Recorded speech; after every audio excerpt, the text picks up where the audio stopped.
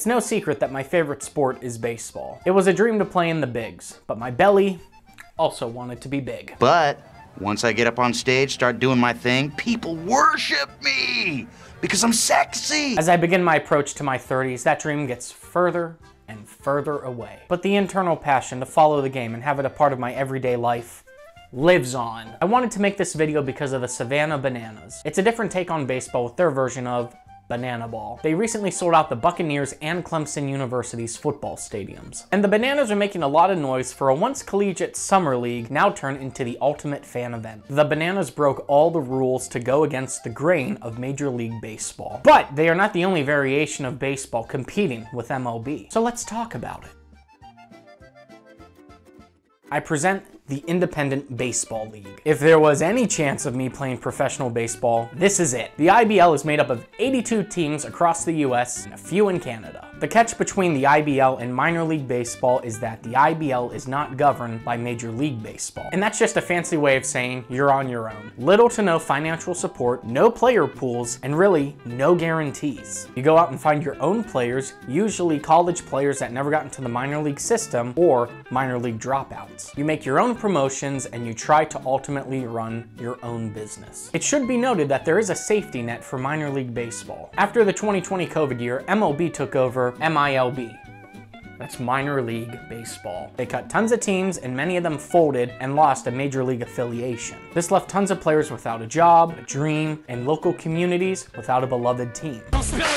Let's go quickly through the history of the independent leagues. They started in the late 1800s and early 1900s. They were formed to help aid this new phenomenon known as baseball. If you didn't know, there were a ton of leagues then. Everyone was on an organized team. Over time, the NAPBL bought up all these teams and then funneled them into what we know now as minor league baseball. They bought the competition and put it in a low-funded category, like Disney. Fast forward to 1992 and the independent leagues start to rise up again. Was it because of the player strike brewing up in 1994?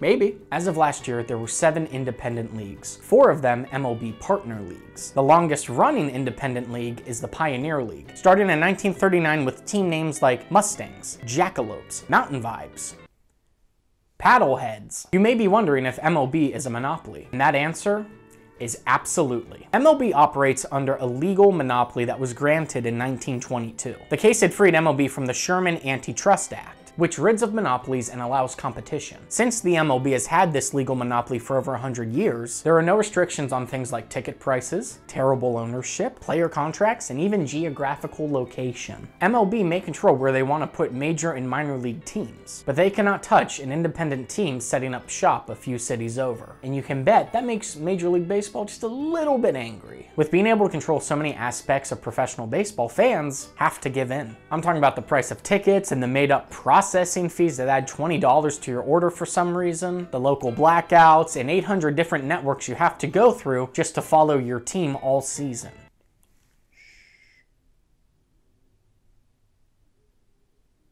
But maybe one of the worst is minor league player wages. Because MLB has an anti-competitive feature, owners get to agree on how much a minor league player makes. Imagine your rich uncle who hates you and thinks you're lazy, deciding how much money you should make at your job. Now imagine millionaires of losing franchises deciding how much money players that you're never gonna see should make. Until a new deal in 2023, minor league players were paid scraps, had poor housing, and unless stated in their contract, didn't get paid to participate in spring training. Now think about those that play in independent league baseball. A yearly salary can range anywhere between $600 to $5,000 a month, and depending on the league, they can play anywhere between 5 weeks to 4 months. ILB players really need to have patience. You hope that maybe an MLB draft team can find you and pull you up through the ranks and bring you into affiliation. Unfortunately, that number just to be affiliated is not in their favor. Around 10% of minor league players make it to the big leagues, and the number therefore for independent league players to actually get pulled up into affiliated baseball is even lower. Some players do get lucky, most however do not. So the question becomes, why stay? You can't blame independent baseball. They give players a shot at professional baseball, and when the game is over, hand them a $20 bill. Take it from this guy who started a league in Arizona as he talks about balancing the budget. Are getting paid as little as $56 per week. Everybody wants the players to make more money. Is it embarrassing paying guys $300 to $400 a month? It is to a degree, but you have to realize if you want to make it through the season, you have to work the budget in which you can work. In a 4-month season, going from May to August, it's not exactly a cakewalk for these players. Only 1/3 of the year, if you're lucky, is spent playing baseball. In some leagues, you play under 50 games for a season. Growing up playing in Arizona, Hoffman was drafted by the Pirates, signed by the Phillies, and after a few months with the single-A team, was released. You never know what's going to happen. You never know who's watching. Any day could be the day. Even with the help, the money isn't enough. Players have to live with host families. Here it is. From free rent to food before and after games, homes like this are key to the league's success. With such a short season, some players leave their day job and they go play baseball for a few weeks. Saguaro's catcher Sal Palumbo has another position as a UPS driver in New York, but he wanted to deliver on the chance he got to play pro baseball. Talked to my boss that day. He said, go chase your dream, go do what you have to do. My message to everyone is to support independent league baseball. There is no safety net on it like minor league baseball has, and even that safety net had cut 40 teams out. MLB has a legal, unique monopoly, the only monopoly that is allowed in the top level of sports. Call the ILB the Wild West of baseball. There isn't a dance party happening like they would in Banana Ball, but a small mom and pop version of baseball that gives players a chance.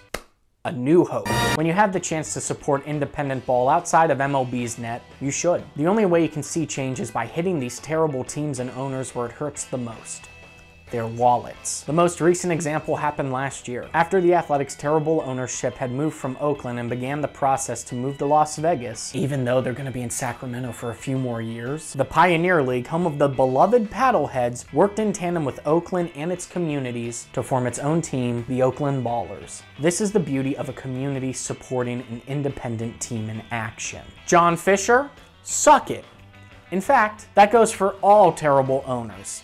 Suck it. As a kid, I grew up going to tons of minor league games, more than major league games. It formed in me what I love most about the game of baseball. It was a small hometown team that produced great players. And if we don't support these small hometown teams, the future of fans and potentially the future of players may cease to exist. Baseball is a kid's game first. If you let politics and money dictate leagues, you probably shouldn't be in this business. But on a bright note, you know what goes good at a baseball game? Hot dogs. You know what else goes good at a baseball game? Beer. And we got that right here.